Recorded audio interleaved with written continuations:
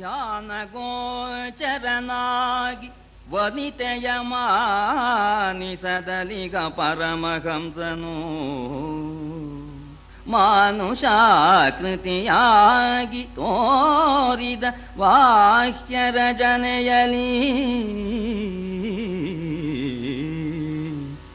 ಮಾನಿನಿಯ ಮೈದಡಹಿ ಚಿಂತೆಯರೇನು ತಂಗಿ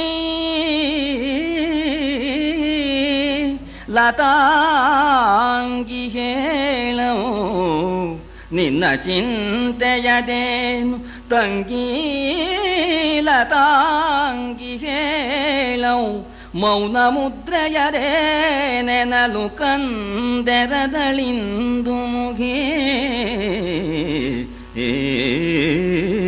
ನಿಂತ್ಕೊಂಡ್ರು ಕೂಡ ದ್ರೌಪದಿ ನೋಡ್ಲಿಲ್ಲ. ಇದು ಸ್ವಾರಸ್ಯ. ಯಾಕೆಂದ್ರೆ ಸೂರ್ಯಮಂಡಲದಿಂದ ಇಳಿದು ಅವಳ ಹೃದಯ ಕಮಲದಲ್ಲಿ ಕೂತ್ಬಿಟ್ಟಿದ್ದಾನೆ. ಒಳಗಡೆ ದೃಷ್ಟಿ ಇಟ್ಕೊಂಡು ನೋಡ್ತಾ ಇದ್ದಾನೆ. ಕೃಷ್ಣನಿಗೆ ಗೊತ್ತಾಯ್ತು, ಎಷ್ಟೊತ್ತಾದ್ರೂ ಅವಳೇನು ಕಂಡುಬಿಡೋದಿಲ್ಲ, ಒಳಗೆ ನಾನು ಕೂತಿದ್ದೀನಿ, ಅದರಿಂದ ಅವಳು ಯಾಕೆ ಕಂಡುಬಿಡ್ತಾಳೆ ಅಂತ ಹೇಳಿ ಒಳಗಿಂದ ಹೊರಗೆ ಬಂದ್ಬಿಟ್ಟ. ಒಳಗಿಂದ ಹೊರಗೆ ಬರೋಣ ಗಾಬರಿ ಆಗ್ಬಿಡ್ತು. ಆಗೋಲ್ಲೇ ಏನಾಯ್ತು ಅಂತ ಕಣ್ಣು ಬಿಟ್ಬಿಟ್ಲು. ಎದುರಿಗಿದ್ದಾನೆ. ಇಲ್ಲಿ ಸ್ವಾರಸ್ಯ. ಕಣ್ಣು ಬಿಡಿಸ್ತೋ ಹಂಗೆ ಕಣ್ಣು ಬಿಡಿಸುವಂತೇನೆ ತಂಗಿ ನಾನು ಬಂದಿದ್ದೇನೆ, ಏನು ಬಹಳ ಯೋಚನೆ ಮಾಡ್ತಾ ಇದೀಯಮ್ಮ, ಕಣ್ಣು ಬಿಡಮ್ಮ, ಮೌನ ಬಿಡು, ಮಾತಾಡು, ಕಣ್ಣು ಬಿಡು ಅಂತ ಮೈಯನ್ನು ತಡವರಿಸ್ತಾ ಹೇಳ್ತಾ ಇದ್ದಾನೆ. ಒಳಗಿಂದ ಹೊರಗೆ ಬಂದ್ಬಿಟ್ಟ.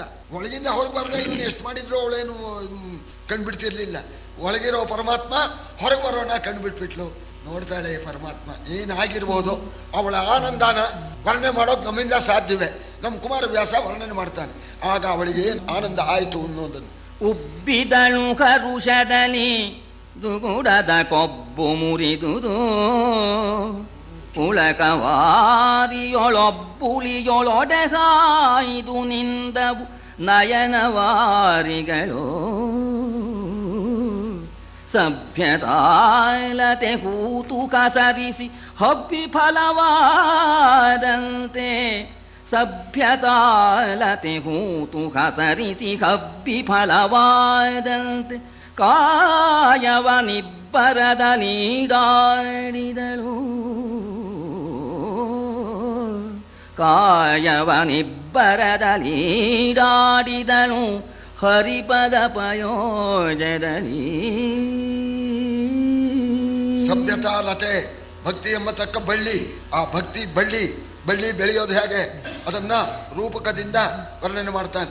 ಒಂದು ಬಳ್ಳಿ ಬೆಳಿಬೇಕಾದ್ರೆ ಅದರ ಬುಡಕ್ಕೆ ಗೊಬ್ಬರ ಬೀಳಬೇಕು, ಕಳೆ ಹೋಗ್ಬೇಕು, ನೀರು ಬೀಳಬೇಕು, ಅದಕ್ಕೆ ಆಶ್ರಯ ಸಿಗ್ಬೇಕು. ಒಂದು ಚಪ್ರಾನೋ ಮರಾನೋ ಏನು ಬೆಳೆದ್ದು ಕವಲಾಗಿ ಮರಾನನ್ನ ವ್ಯಾಪಿಸಿ ಅದರ ತುಂಬ ಹೂವಾಗಿ ಹೀಜಾಗಿ ಕಾಯಾಗಿ ಫಲವಾದ ಮೇಲೆ ಫಲಭಾರಕ್ಕೆ ಬಳ್ಳಿ ಮರದ ಬುಡಕ್ಕೆ ಬಿದ್ದುಬಿಡುತ್ತೆ. ಆಗ ಆಯ್ತು ಅಂತ ಇವಳಿಗೆ ಪರಮಾತ್ಮನ ನೋಡಿದ ಕೂಡಲೇನೆ ಹರ್ಷ ಹೆಚ್ಚಾಗೋಣ.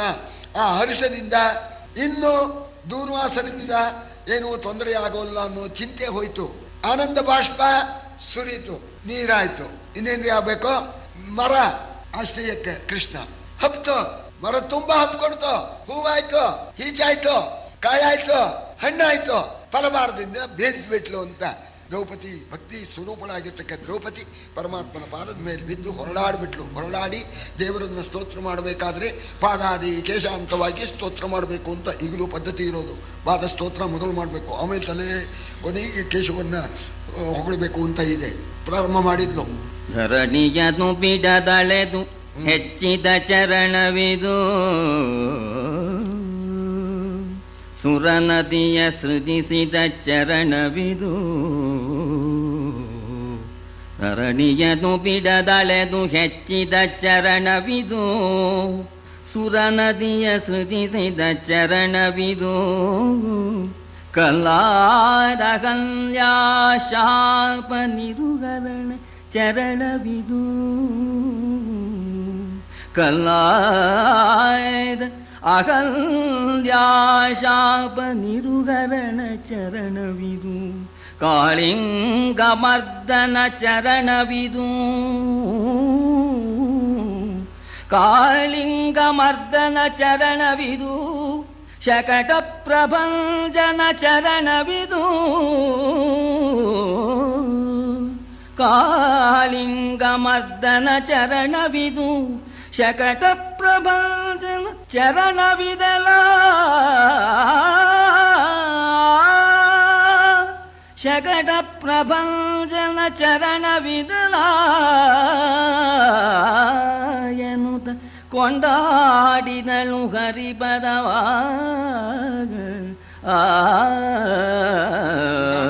ವರ್ಣನೆಯಲ್ಲಿ ಸಭೂಮಿಂ ವಿಶ್ವದೋ ವೃತ್ವ ಅತ್ಯತಿಷ್ಠ ದಶಾಂಗುಲಂ ಅಂತ ಭೂಮಿಯನ್ನೆಲ್ಲ ಅಳದು ಹೆಚ್ಚಾಗಿದೆ ಅಂತ ಸ್ತೋತ್ರ ಇದೆಯಲ್ಲ. ಭೂಮಿಯನ್ನು ಅಳದು ಹೆಚ್ಚಾಗಿರ್ತಕ್ಕಂಥ ಪಾದ, ಗಂಗೆಯನ್ನ ಸೃಷ್ಟಿಸಿರ್ತಕ್ಕಂಥ ಪಾದ. ಪರಮಾತ್ಮ ವಾಮನ ತ್ರಿವಿಕ್ರಮನಾಗಿ ಆ ಪಾದನ ಆಕಾಶದಲ್ಲಿ ಇಡೋಣ, ಆ ಬ್ರಹ್ಮಾಂಡ ಒಡೆದು ಬಿಟ್ಟು ಆಗ ಗಂಗೆ ಉದ್ಭವವಾದ್ಲು ಅಂತ. ಅದಕ್ಕೋಸ್ಕರ ಗಂಗೆಯನ್ನು ಸೃಜಿಸಿರ್ತಕ್ಕಂಥ ಪಾದ, ಕಲ್ಲಾದ ಹಲ್ಲಿಯನ್ನು ಶಾಪದಿಂದ ಬಿಡುಗಡೆ ಮಾಡಿ ಅವಳ ಸ್ವರೂಪವನ್ನು ಕೊಟ್ಟಿರ್ತಕ್ಕಂಥ ಪಾದ, ಈ ಶಕಟನನ್ನ ಬಂಧಿಸಿರ್ತಕ್ಕಂಥ ಪಾದ, ಕಾಳಿಂಗನ ಮೇಲೆ ನಾಟ್ಯ ಆಡಿರ್ತಕ್ಕಂಥ ಪಾದ ಅಂತ ಹೇಳಿ ಸ್ತೋತ್ರ ಮಾಡೋಕೆ ಪ್ರಾರಂಭ ಮಾಡಿದ್ಲು. ಭಗವಂತನಿಗೆ ಗೊತ್ತಾಯ್ತು ಸ್ತೋತ್ರ ಪಾದಕ್ಕೆ ಇಷ್ಟು. ಪಾಪ ಅವರು ಚಳಿ ದಿವಸ ಬೇರೆ ಯಮುನಾ ನದಿಯಲ್ಲಿ ಕೂತು ಬಿಟ್ಟಿದ್ದಾರೆ ದೂರ್ವಾಸರು. ಅವ್ರು ಬರೋ ಹಾಗೆ ಇಲ್ಲ, ಇಲ್ಲೇ ಆದೊರ್ತು ಅವ್ರು ಬರೋ ಹಾಗಿಲ್ಲ. ಆಗ ಕೃಷ್ಣನೇ ಆಗ ಹೇಳ್ತಾ ಇದ್ದಾನೆ, ತಂಗಿ ಚೆನ್ನಾಗಿ ಸ್ತೋತ್ರ ಮಾಡ್ತೀಯ, ಆದರೆ ಕಾಲ ನೋಡ್ಬೇಕು. ಕಾಲ ಯಾವುದಕ್ಕೂ ಕಾಲದಲ್ಲಾದ್ರೆ ಚೆನ್ನಾಗಿರುತ್ತೆ, ಕಾಲ ಮೀರಬಾರ್ದು. ಸ್ತೋತ್ರ ಕೀಗಳು ಸಮಯವೇ ಹೇಳು ಏತಕೀ ಸ್ತುತಿ ತಂಗಿ.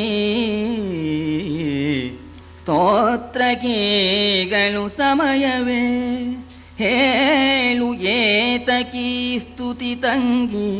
ಚಿತ್ತದೊಳಾತುರವಿದೇನೆನುತ ಹಿಡಿದೆತ್ತಿದನು ಮಸ್ತಕವಾ. ಬೀತತರು ಶುಕನಿಕರ ಕೀವುದೇ ಔತಣವಾ. ಬೀತತರು ಶುಕನಿಕರ ಕೀವುದೇ ಔತಣವಾ. ಸಲೆ ತುಷ್ಟಿ ಬಡಿಸುವ ನೀತಿಯನು ನೀ ಬಲ್ಲೆ ಎಂದಳು ಕಮಲ ಮುಖಿನಗುದ. ಇದು ಸಮಯ ಅಲ್ಲ, ಈಗೇನು ಯಾಕಿಷ್ಟು ಚಿಂತೆ ಹೇಳು ಅಂತ ಹೇಳಿ ಪಾದದ ಮೇಲೆ ಹೊರಳಾಡತಕ್ಕ ಭಕ್ತಳಾದ ದ್ರೌಪದಿಯನ್ನ ತಂಗಿ ಅಂತ ಹೇಳಿ ಎಬ್ಬಿಸ್ಬಿಟ್ಟು ಕೇಳ್ದ, ಏನು ಆ ಥರ ಇಷ್ಟು ಸ್ತೋತ್ರ ಮಾಡ್ತೀಯಲ್ಲ ಅಂತ ನೋಡ. ಅವಳು ಒಗಟೆ ಹಾಕಿದಾಗ ಹೇಳಿದ್ಲು, ಒಣಗಿದ ಮರ, ಒಣಗಿದ ಮಾವಿನ ಮರ ಗಿಣಿ ಹಂಡಿಗೆ ತೃಪ್ತಿ ಕೊಡೋದಕ್ಕೆ ಸಾಧ್ಯವೇ? ಅದು ನಿನ್ನಿಂದ ಸಾಧ್ಯ ಅಂತಂದ್ಲು. ನೋಡಿ ಒಗಟೆ ಅಂದ್ರೆ ಇಲ್ಲಿ ಹಣ್ಣು ಬಿಡದೇ ಇದ್ರು ತೃಪ್ತಿ ಕೊಡೋಕೆ ಯೋಗ್ಯತೆ ಇದೆ ಇವನಿಗೆ. ಆ ರೀತಿ ಸೂಚನೆ ಕೊಡ್ತಾಳೆ. ನೀನು ಸ್ವಾರಸ್ಯ, ಅನ್ನ ಉದ್ಭವ ಮಾಡಬೇಕಾಗಿಲ್ಲ ಅನ್ನೋ ಆ ಥರಾನೇ ಹೇಳ್ತಾ ಇದ್ದಾರೆ. ಮರ ಒಣಗಿದೆ, ಗಿಣಿ ಹಿಂಡು ಬಂದಿದೆ, ಗಿಣಿ ಹಿಂಡಿಗೆ ಹಣ್ಣು ಬಿಡದೆ ತೃಪ್ತಿ ಆಗ್ತಕ್ಕಂಥ ಆ ಕಾರ್ಯವನ್ನ ಮಾಡೋದಕ್ಕೆ ನೀನು ಸಮರ್ಥ ಅಂತ ಒಗಟೆ ಹಾಕಿದಂಗೆ ಹೇಳಿದ್ನು. ಒಗಟೆ ಅರ್ಥವಾಗಲಿಲ್ಲ ಅಂತ. ಆಗ ಇವಳು ಹೇಳ್ತಾಳೆ, ಶೌರಿಕೆ ಸಾಕ್ಷಾತು ಶಿವನವತಾರವಗ ದೂರ್ವಾಸ ಮುನಿ ಪರಿವಾರ ಸಹಿತೈತಂದೊಡೆ ಅಭ್ಯಾಗತೆಯ ನೃಪನಿತ್ತ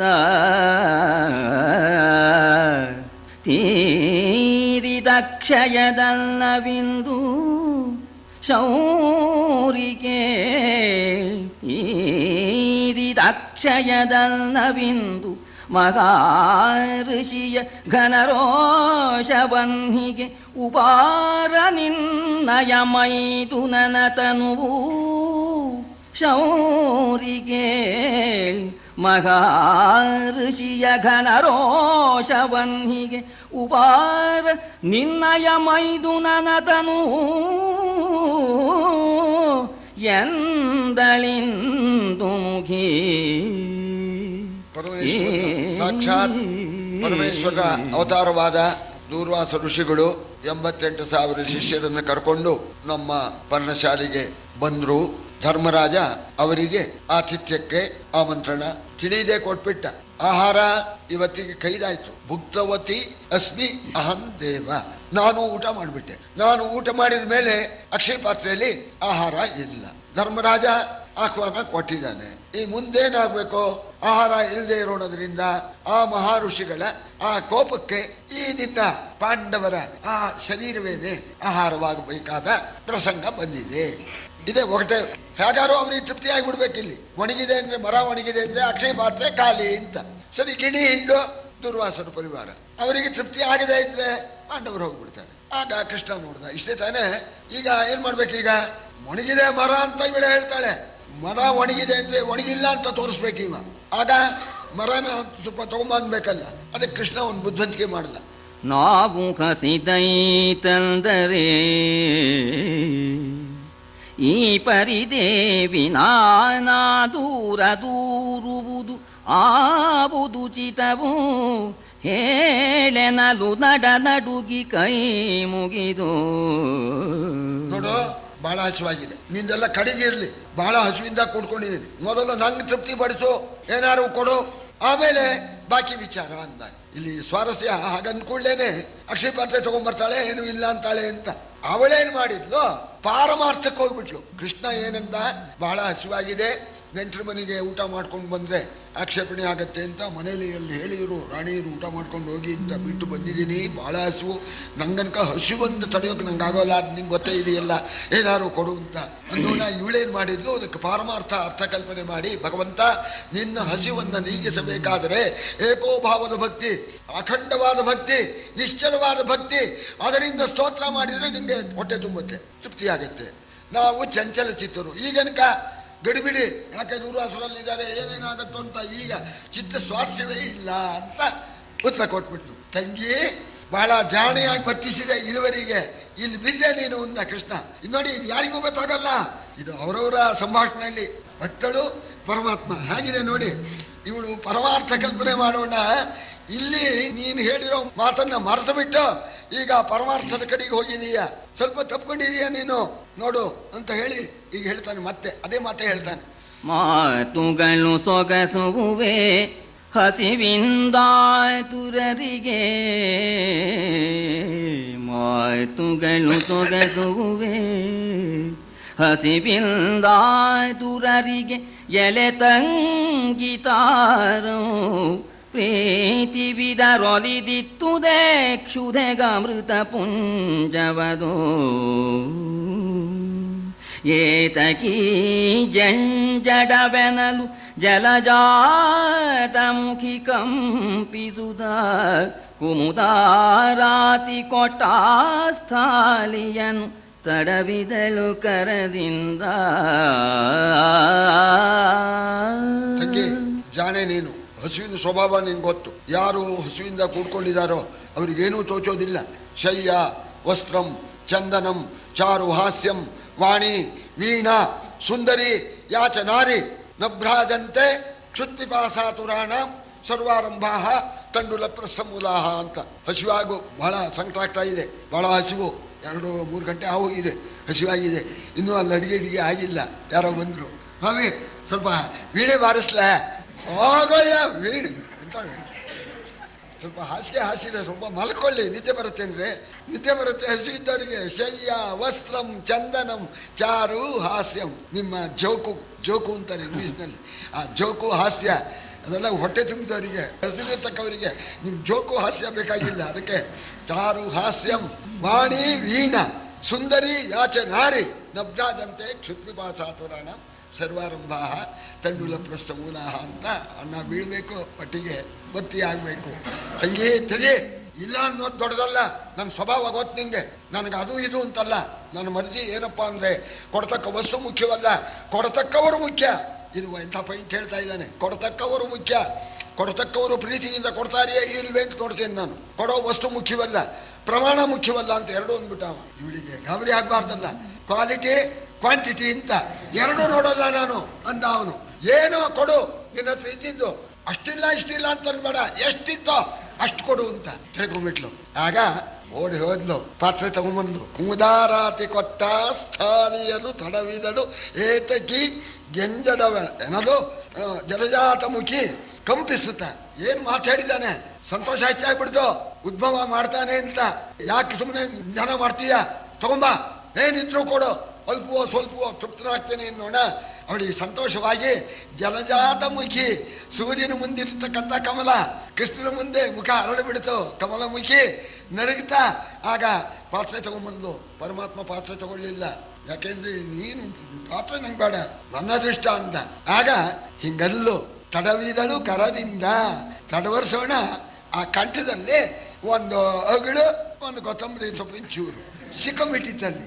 ಕಂಡು ಕಿಂಚಿತ್ ಪಾಕಶೇಷವ ಕೊಂಡು ಬಂದೊಡೆ ಕೃಷ್ಣನದ ಕೈಕೊಂಡು ಸವಿದನು ತಣಿದು ತಲೆದೂಗಿದನು ತೇಗಿದನು ಪಾಂಡವರ ಪತಿಕರಿಸಿ ನಲಿಬುತ ಜಾಂಡ ನುಡಿದನು ಹೃದಯ ಕ್ಷುಧಯನು ಖಂಡಿಸಿದೆಲಾಯನುತ ಕೊಂಡಾಡಿದನು ದ್ರೌಪದಿಯ.